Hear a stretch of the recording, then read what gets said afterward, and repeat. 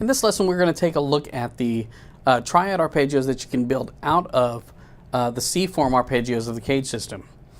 For me, when I was starting out learning how to sweep pick and do all that kind of stuff, these were the easiest ones for me. So I'm going to play these in E. I believe they're written in D or something like that on the PDF that's attached.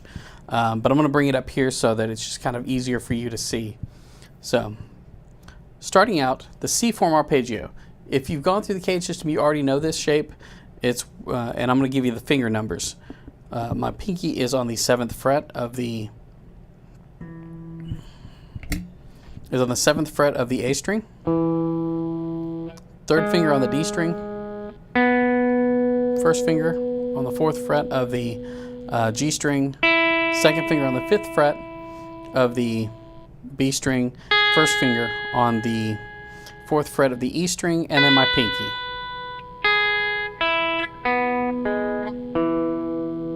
So we've got that major shape.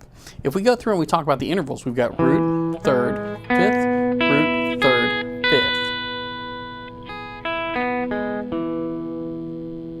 5th. So if you notice this hand, I'm just letting the pick fall to the next string. I'm not picking out. Every once in a while when I'm teaching somebody how to sweep pick, they want to pick out as they go down, and you don't need to do that. It's wasted motion, plus it makes it harder for you to find your way back to the next string. So this way, you just let gravity do what it does and let it pull that pick through. And of course, when you're coming this way, you're going to pull back through. Okay, so to make this minor, in order to make a major chord minor, you flatten the 3rd. So everything that's a 3rd here, we're going to drop it a half step. So we've got root, flatted 3rd. Instead of using our 3rd finger on that 6th fret, we're going to use our 2nd finger on that 5th fret. That's that minor sound. Major, minor. Now, when we get to the B string, that's where things are almost going to change. We have our 2nd finger on the 5th fret, and then we're going to reach back to the 3rd fret with our 1st finger.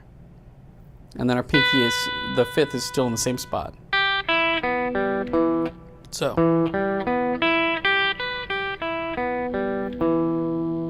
again, same exact motion with this hand. And that's what's kind of convenient with a lot of these, is after you learn how to play one of them, this hand just does the same thing.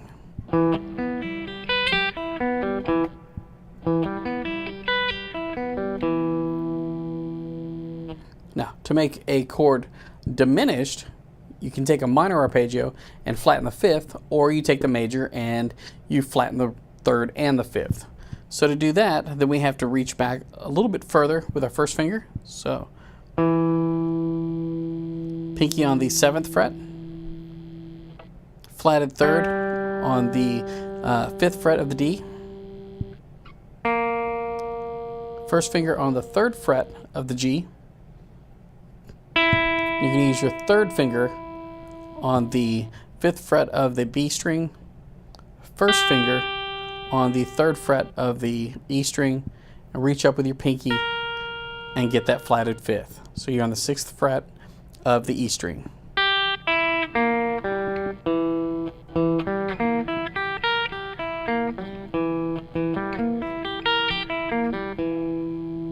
So now we have major,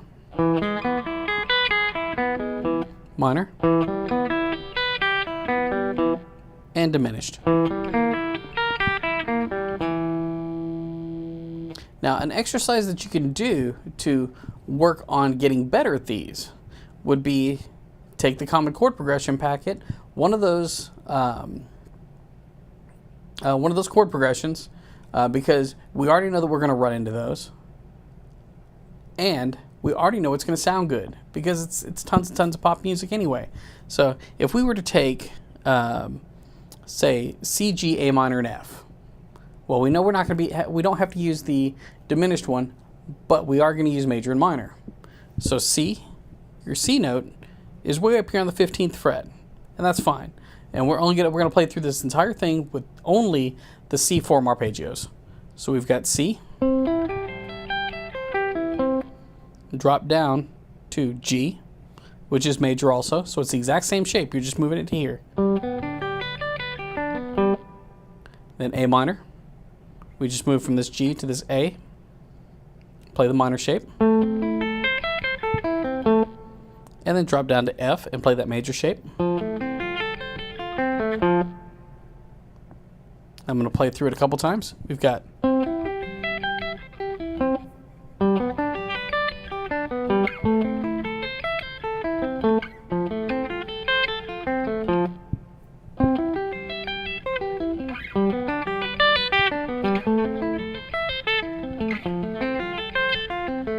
So it's an easy way to work on your sweep picking, work on those particular arpeggios so that you know them well, and it's a way for you to get a little bit more mileage out of that common chord progression packet. So hopefully this helps you out and you have an understanding of the C form arpeggios, and I will see you next time.